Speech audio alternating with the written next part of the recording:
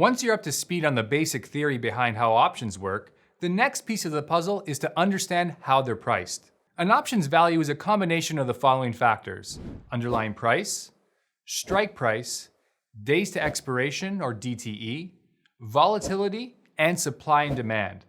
Let's take a closer look at each of them, starting with underlying price.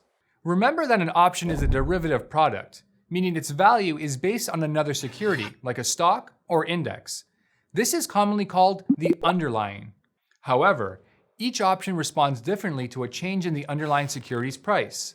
The further in the money an option is, the more its price movement starts to reflect the movement of the underlying.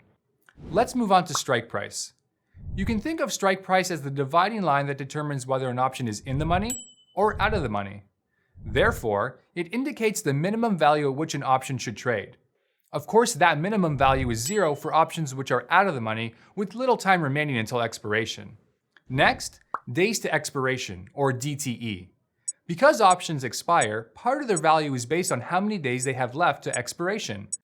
All things being equal, the more time an option has until it expires, the greater the potential for the underlying price to change. Once the clock runs out, an option will have no time value. So if it's out of the money, it'll be worthless. Fourth on our list is volatility. Volatility is a statistical measure that expresses the range of possible outcomes for an asset's price over a stretch of time. The larger the number, the wider the range of possible outcomes. The last component is supply and demand. Options trade on exchanges just like most stocks.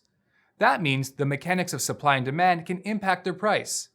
All things being equal, if there are more traders interested in buying an option than selling it, the price of the option will increase. And if there are more interested sellers than buyers, the price of the option will decrease. As you can see, there are quite a few factors that can impact the option's price beyond the underlying stock.